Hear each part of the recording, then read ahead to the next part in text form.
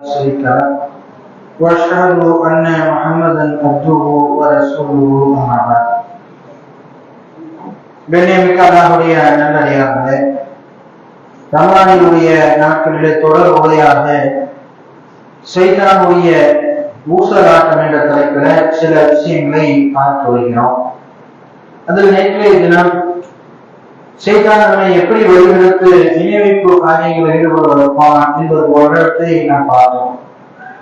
இன்றைய தினம் ஷைத்தான் மறதியை போல சில குழப்பங்களை செய்வான். நடைமுறை குழப்பம் என்று சொன்ன வீட்டை பூட்டிட்டு வெளியே வந்தோம் என்று சொன்னா பூட்டினமா இல்லையா என்பது போல ஒரு சிந்தனையை, அது போல பைக்ல வந்திருக்கோம், பைக்கை வெளியே விட்டுருக்கோம், பைக்கை பூட்டினமா இல்லையா, சைலாக் போட்டோமா இல்லையா, இது போல நடைமுறையில சிந்தனைகளை ஏற்படுத்துவான். குழப்பமான ஒரு மறதியை போல ஒரு சிந்தனை. தொழுகையில என்ன செய்வான் என்று சொன்ன உஸ்மான் பின் ஆபில் அஸ் ரலியல்லாஹு அன்ஹு இருக்கிறாங்க. நபிகள் நாயகம் ஸல்லல்லாஹு அலைஹி வஸல்லம் அவர்கள் போய் கேட்கிறார், அல்லாஹ்வுடைய தூதரே, நான் தொழுது கொண்டிருக்கும் பொழுது எனது தொழுகைக்கும் எனது ஓதுவதற்கும் இடையே ஷைத்தான் தடையா நின்று எனக்கு குழப்பத்தை ஏற்பட சொல்கிறான். அப்ப அதற்கு அல்லாஹ்வுடைய தூதர் ஸல்லல்லாஹு அலைஹி வஸல்லம் சொன்னார்கள், அவன்தான் ஹிஸ்ஸாப் என்று சொல்லக்கூடிய ஷைத்தான். தொழுகையில தொழுவதற்கும் போதும் நம்ம ஓதிக்கிட்டு இருக்கும் போது ஷைத்தான் விஷயம் நடுவில் வந்து குழப்பத்தை ஏற்படுத்துவோம். அப்ப ரசூலா அந்த ஷைத்தானுடைய பேரு கின்சா என்றாக சொல்றான். அவன் என்ன செய்வான் சொன்னா, என்ன தொழுகிறோம், என்ன ஓதுறோம், எப்படி சஜ்தா செய்யறோம், எத்தனை ரக்காய் தொழுகிறோம் என்பது போல நம்ம குழப்பி விடுவான். அப்ப ரசூலா சொல்றாங்க, அவனை நீங்கள் உணர்ந்தால் அவனிடமிருந்து காக்குமாறு அல்லாஹ்விடம் கோரி உங்களுடைய இடது பக்கத்தில் 3 முறை லேசாக துப்பி விடுங்கள் என்பதாக அல்லாஹ்வுடைய தூதர் கூறினார். உங்களுக்கு தொழுவிட்டு இருக்கும் போது ரொம்ப குழப்பம் செய்தா ரொம்ப உள்ளத்தை போட்டு செதறடிக்கான், ஓடுறதுல திரும்ப ஓட வேண்டியதா இருக்கு, என்ன நடக்கிறே தெரியல, சைத்தானுடைய கூடுதல் அதிகமாக இருக்குன்னா லேசா வலது பக்கம் திரும்பி லேசாக அவர்கள் சைத்தான் சொல்லி 3 முறை துப்ப வேண்டியது என்பதாக அல்லாஹ்வுடைய தூதர் சொல்லிட்டார்.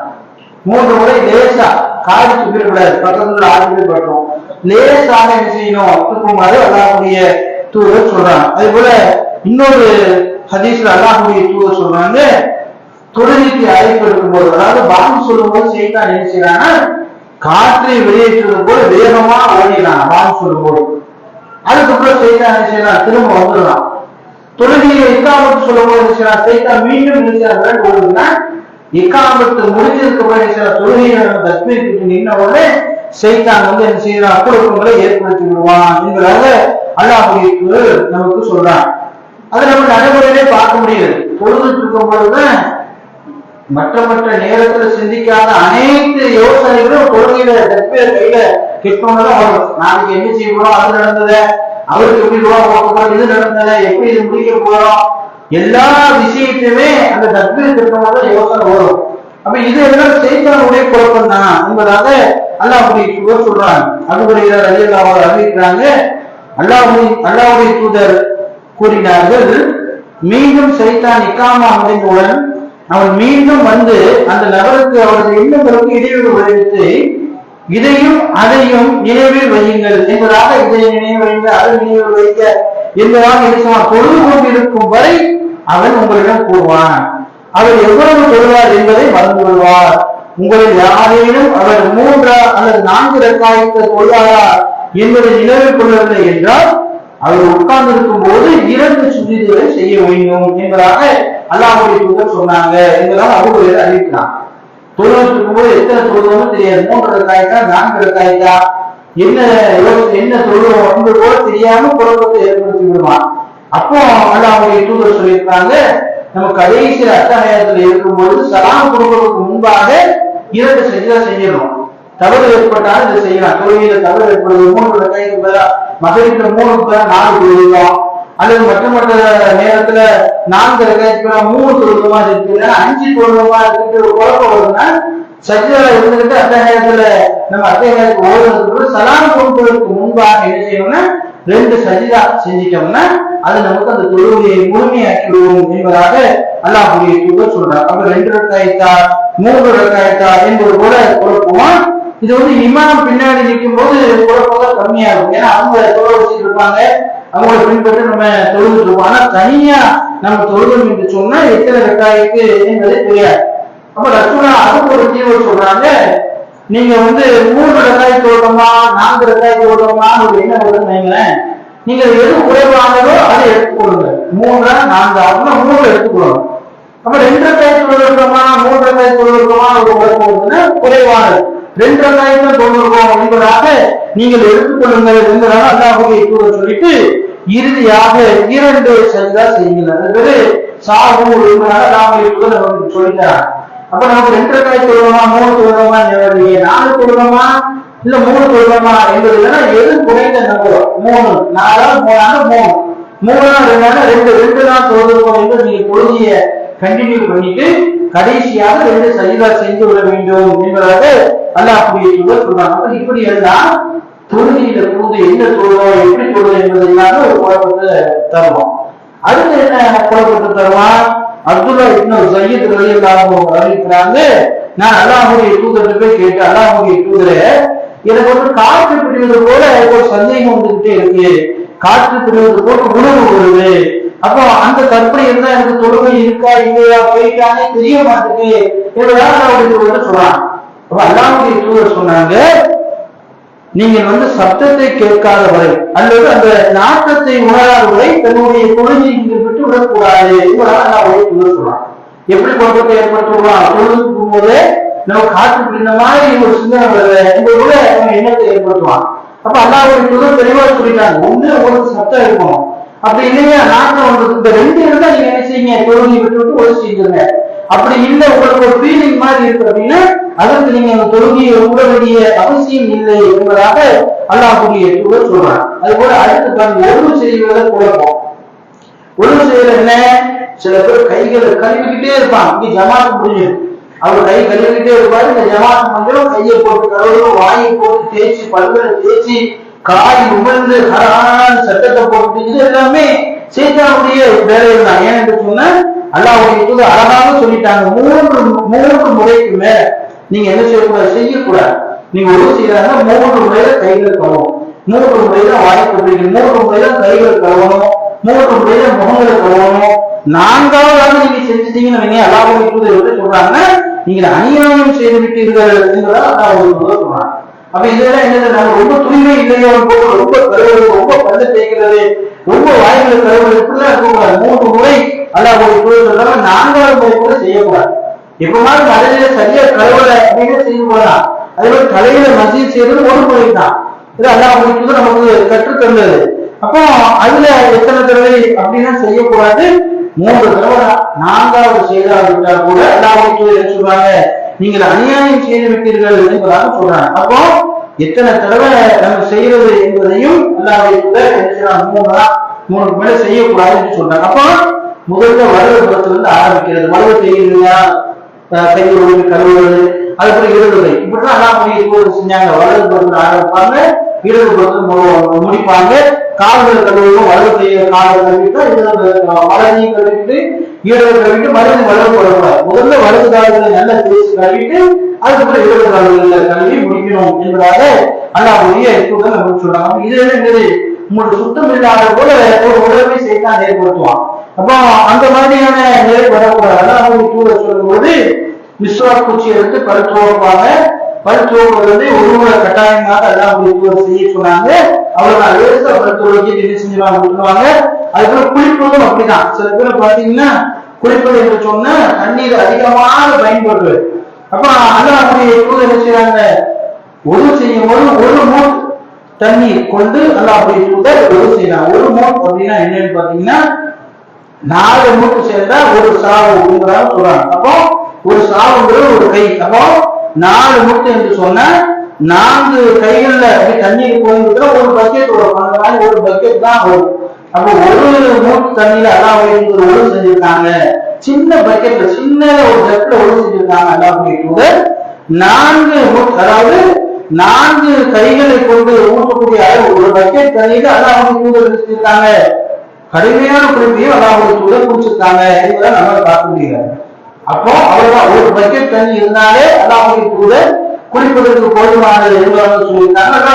கடுமையான குடிப்பையும் அந்த பக்கெட் தண்ணீர்கள் தான் குடிச்சிருக்காங்க. இப்ப இதே நம்ம தூய்மை இல்லையோ, நம்ம சரியா குடிக்கலையோ, நம்ம தூய்மையான நிலையில இல்லையோ என்பது போல என்ன செய்வான், சைத்தான் குழப்பத்தை ஏற்படுத்தி வீண் விளையத்துல போட்டு தடைவான். தண்ணீர் இருந்தால் வீண் விளையம் செய்யக்கூடாது, அப்படி போல குழப்பத்தை ஏற்படுத்தி விடுவான் என்பதாக அல்லாஹ்வுடைய தூதர் சொல்றாங்க. அப்போ குளிப்பதாக ஒரு அளவுதான் தண்ணீர் நிறைய எடுத்து பயன்படுத்தக்கூடாது.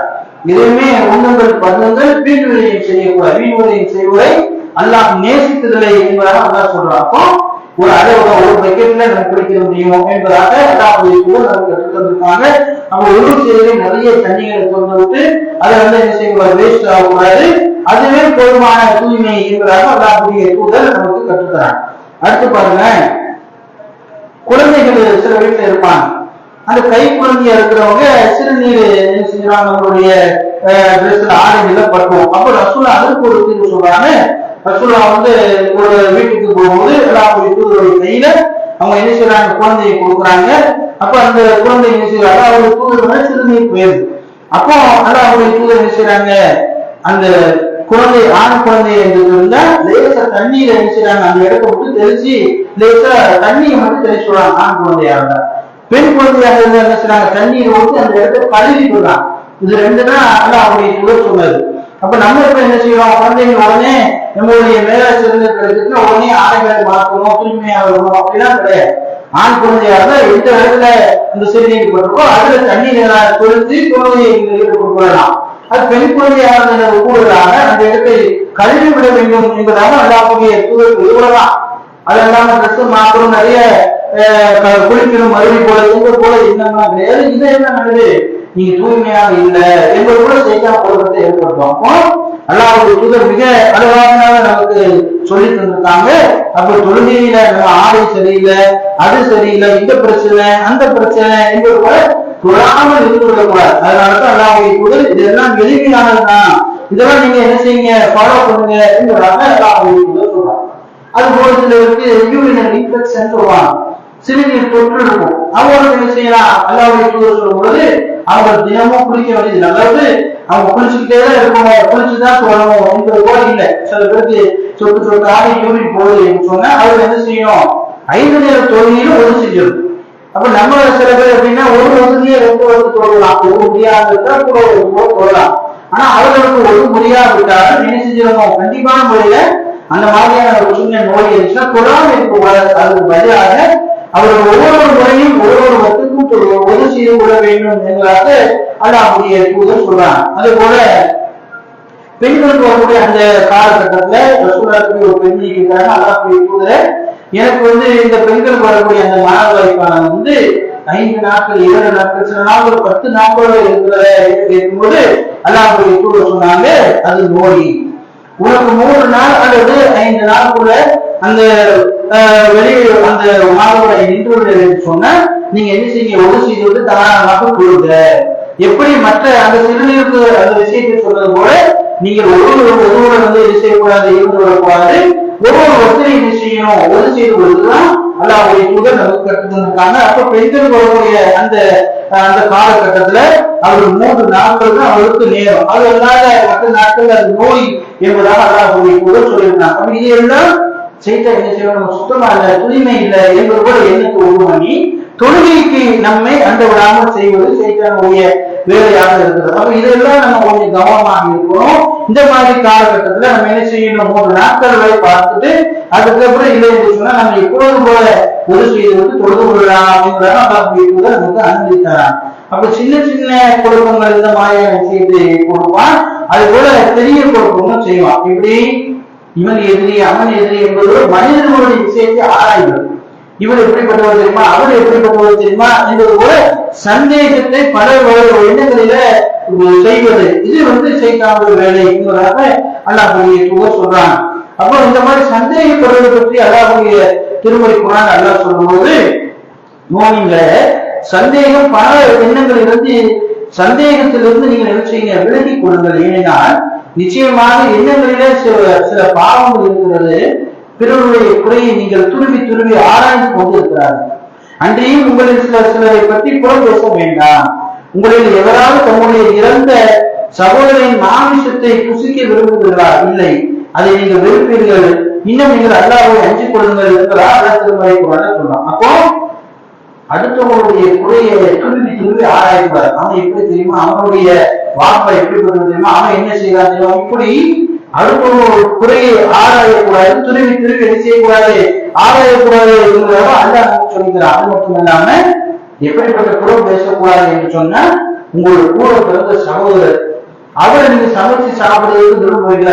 விரும்ப மாட்டீங்க. எப்படி நீங்க அண்ணன் என் தங்கச்சி அவனை சமைச்சு சாப்பிட நான் விரும்புவேன், எப்படி அதை வெறுப்பீர்களோ அதே போல் நீங்கள் புறம் பேசுவதை வெறுக்க வேண்டும் என்பதாக அல்லாஹ் திருமறை குர்ஆன்ல சொல்றான். அப்போ புறம் பேசுவது என்பது நம்மிடம் இருக்கக்கூடாது. இன்னும் சைத்தானுடைய புத்தி தான். அந்த போறானே அவன் யார் தெரியுமா அப்படின்னு ஆரம்பிக்கிறது, அவன்கிட்ட இருந்து அவன் பிள்ளைகள் வரைக்கும் எல்லாரையும் பற்றி பேசி அவனுடைய குறைகள் எல்லாம் ஆராய்ந்து இதெல்லாம் முஸ்லிம்கள் செய்யக்கூடாது. மோமின்களை சந்தேகம் கொள்ளக்கூடியது நீங்கள் விலகிக் கொள்ளுங்கள் என்பதாக எல்லாம் நமக்கு அறிவிப்பு செய்கிறான். அப்ப இந்த மாதிரி விஷயங்கள் சந்தேகம் கொள்வது, துருவி துருவி ஆராய்கிறது, இதெல்லாம் செய்யக்கூடாது, இருக்கக்கூடாது என்பதாக என்ன செய்யலாம் அல்லாஹ் திருமறை குர்ஆன்ல நமக்கு சொல்றான். அதே போல நபிகள் நாயகம் ஸல்லல்லாஹு அலைஹி வஸல்லம் சொல்றாங்க, பிறர் மீது கெட்ட எண்ணம் கொள்வது குறித்து உங்களை நான் எச்சரிக்கிறேன். ஏனெனில் கெட்ட எண்ணம் தான் பேச்சுகளிலே மிகவும் பொய்யானதாகும். மற்றவர்களின் குற்றங்களை குறைகளை துருவி துருவி ஆராய்ந்தீர்கள், ஒட்டு கற்காதீர்கள், ஒருவரோடு ஒருவர் பகைத்துக் கொள்ளாதீர்கள், அல்லாஹ்வுடைய அடியார்களை சகோதர ஆகிவிடுங்கள் என்பதாக அல்லாஹ்வுடைய தூதர் சொன்னாங்க. அப்போ ஒட்டு கேட்பது, துருவி துருவி ஆராய்வது, அப்புறம் பேச்சுக்கு பொய் பேசுவது, மற்றவர்களுடைய குற்றங்களை அவர்கள் என்ன சொல்றாங்க ஒட்டு கேட்பது, ஆராய்வது, இது போன்ற எண்ணங்கள் இருக்கக்கூடாது. மனிதர்கள்ட்ட அல்லாஹ்வுடைய தூதர் அதான் சொல்றாங்க, இந்த மாதிரி எண்ணம் எல்லாம் சைத்தான் நம்மளுடைய உள்ளத்துல போட்டு வருவான். போட்டு கேட்கிறது, அதுக்கப்புறம் ஆராய்கிறது, இது எல்லாம் இந்த பண்புகள் எல்லாம் இருக்கக்கூடாது என்பதாக சொல்றாங்க. இப்படி இருக்க வேண்டும் முஸ்லிம்கள் ஒருவருக்கு ஒருவர் முழுமையினர் எப்படி இருக்கணும்னா ஒரு உடலை போட்டு கொடுக்கலாம். அவருடைய தூதர் சொல்றாங்க, நீங்கள் ஒருவருக்கு ஒருவர் ஒரு உடலை போட்டு இருங்க. எப்படி ஒரு உபாவில எல்லாம் அவருடைய தூதர் சொல்றாங்க, ஒரு உடல் இருக்கு, நமக்கு காய்ச்சல் வருது என்று சொன்ன உடல் முழுவதும் சூடாகி வரும். அதே போல நமக்கு இங்க ஏதோ கையில் அடிபட்டு சொன்ன கண்கள் கண்ணீரால் வலிக்கும். அப்ப இப்படி எங்கேயோ ஒரு பாகத்தில் அடிபட்டு இருந்தாலும் உடல் முழுவதும் எப்படி வேதனைப்படுகிறதோ அதுபோல் உடலை போன்று ஒரு உடலை போன்று மூலிகள் இருக்க வேண்டும். யாராவது எவ்வளவு பிரச்சனைனா நமக்கு வலிக்கும். ஒரு பக்கத்து வீட்டார் கஷ்டப்படாது, அவருக்கு எதுவும் நோய்கள் வந்தது அல்லது அவருக்கு எதுவும் துன்பம் வந்துட்டு நமக்கு கவலைப்படணும். கஷ்டப்படுறாரு, அது நினைக்கும் போது எனக்கு கவலையா இருக்கு என்று எங்க நமக்கு வரணும். அது இல்லாம அவனுக்கு தேவைதான், அவனுக்கு இப்ப வரல, எப்பவுமே வர வேண்டியது இப்ப வந்திருக்கு என்பது கூட பேசக்கூடாது. இப்படி இருக்கக்கூடாது என்பதால நான் எப்போது சொன்னாங்க. இப்படி இருக்கணும். பக்கத்து வீட்டுக்காரங்க யாரு முஸ்லிம்கள், அது எந்த நாட்டில் இருந்தாலும் சரி, எந்த ஊரில் இருந்தாலும் சரி, மூலிகள் எப்படி இருக்கணும் என்று சொன்னா ஒரு முதலை போட்டு இருக்கணும். அவர்களுக்கு எதையும் பாதிப்பு என்று சொன்னா நம்ம என்ன செய்யணும், ரொம்ப கவலைப்படக்கூடியவராக இருக்கணும். அவருக்கு ஏதேனும் உதவி என்று சொன்னால் உடனே செய்யக்கூடியவராக இருக்கணும். இப்படிப்பட்டவராக தான் இருக்கணும் என்றது ஒருவர் மீது இன்னொரு பேராசை கொள்வது, புறம் பேசுவது, இது எல்லாம் சைத்தானுடைய விஷயம் என்பதாக அல்லாஹ்வுடைய தூதர் சொன்னாங்க. அதுல அல்லாஹ்வுக்கு மிகவும் பிடித்த ஒரு சமுதாயம் என்று சொன்னா, ஒரு மக்கள் என்று சொன்னால் அன்சாரி தோழர். அன்சாரி தோழர்களை பொறுத்தவரையில ஈமான் முஸ்லிம் என்று சொன்னாலே அவர்கள் அன்சாரியை நேசிப்பவர்கள் என்பதாக அல்லாஹ் திருமறை குர்ஆன்ல சொல்றார். நீங்க முஸ்லிமானா ஈமான் கொண்டவர்களா, இறைநம்பிக்கை கொண்டவர்களா, இறைநம்பிக்கை கொண்டவர்கள் தான் அன்சாரியை நேசிப்பார்கள். அவர்கள் யார் தெரியுமா, அன்சாரி வெறுப்பவர்கள் என்பதாக அல்லாஹ் சொல்றான். அப்ப அன்சாரி தோழர்களை உயர்த்துவதற்கு காரணம் அவர் மக்காவிலிருந்து ஹிஜ்ரத் செய்து வந்த மக்களை, மதீனாவுல ஹிஜ்ரத் செய்து வந்த மக்களுக்கு அவ்வளவு தனியிலிருந்து பொருளாதாரத்தை பாதி வழங்கினாங்க. தனியிலிருந்து சொத்து பத்துகள், தனியிலிருந்து வீடு வாசல் அனைத்தும் அவர்கள் பங்கிட்டார்கள். எந்த அளவுக்கு என்று சொன்னால் அவர்களுக்கு என்ன தேவையோ அதையெல்லாம் பூர்த்தி செய்தார். ஹிஜ்ரத் செய்து வந்த மக்களை முஸ்லிம்கள் என்று சொல்லி அரவணைத்தார். அதனால்தான் அந்த நிச்சயம் அவர்கள் உயர்ந்த அந்தஸ்துல வைத்திருக்கிறார். நீ ஈமான் இறை நம்பிக்கையாளே அடையாளமே அன்சாரிகளை நேசிப்பதாகும் என்பதாக அந்த அல்லாஹ் திருமறை குர்ஆன்ல சொல்றான். அந்த அளவுக்கு உயர்த்துவதற்கு காரணம் முஸ்லிம்கள் என்று சொன்னால் அவர்கள் என்ன செய்யணும், அவருக்கு எதுவும் இல்லைன்னா என்னிடமிருந்து கொடுத்து உதவ வேண்டுமே தவிர பொறாமையோ பேராசையை கொள்ளக்கூடாது. அப்ப இது போல எண்ணங்கள் எல்லாம் நம்மிடம் வந்துவிடக்கூடாது. இதெல்லாம் சைத்தானுடைய விஷயமாக இருக்கிறது. அதே போல அல்லாஹ் திருமறை குர்ஆன்ல 13வது அத்தியாயம் 26 சொல்லும்போது அல்லாஹ் தன் நாடியருக்கு உற்சாகமாக்குகிறான், தன் நாடியருக்கு அறிவிப்பு கொடுக்கிறான். இன்னும் அவர்கள் உலக வாழ்க்கையை மகிழ்ச்சி அளிக்கின்றன. உலக வாழ்க்கையோ மறுமையை ஒப்பிடும்போது மிகவும் அற்பமின்றி வேறில்லை என்பதாக அல்லாஹ் சொல்றான். ஒரு ஆளுக்கு அல்லாஹ் தாராளமாக கொடுத்திருப்பான், பொருளாதாரத்தில் மேன்மை கொடுத்திருப்பான், கல்வியில மேன்மை கொடுத்திருப்பான், அளவுல மேன்மை கொடுத்திருப்பான், ஒரு ஆள் குறைவாக கொடுத்திருப்பான். அப்ப குறைவாக கொடுப்பவரு பெரிய நிறைவாக கொடுப்பவர் பற்றி குரானை தொடர்கிறார். அப்ப இதெல்லாம் செய்தாவுடைய எண்ணங்கள் என்ன ஓட்டங்கள் இருக்கிறதாக இதெல்லாம் விட்டு தவிர்த்து கொள்ள வேண்டும் என்பதாக அல்லாஹ்வுடைய தூதர் சொல்றாங்க. அப்ப இதெல்லாம் நம்ம தவிர்த்து கொள்ள வேண்டும். இது எல்லாமே செய்தாவுடைய வேலைகளாக இருக்கிறது. மூமின்கள் மத்தியில சகோதரமாகவும் ஒரு உடலை கொண்டவராக இருக்கிறோம். அதுபோல சுத்தம் என்ற பெயரில தேவையில்லாத விஷயங்கள தண்ணீரை வேண்டாத வீணாக்குவதும், அதுபோல சுத்தம் என்ற பெயரில் நம்மை நாமே தேவையில்லாத விஷயங்களை ஒப்படுத்துவதும் எல்லாம் இருக்கக்கூடாது என்று கூறி இன்ஷா அல்லாஹ் தொடர்புடையாக நாளை சில விஷயங்களை பார்ப்போம். உலகம் தெரிந்தாங்க. அஸ்ஸலாமு அலைக்கும் வரஹ்மத்துல்லாஹி வபரகாத்துஹு.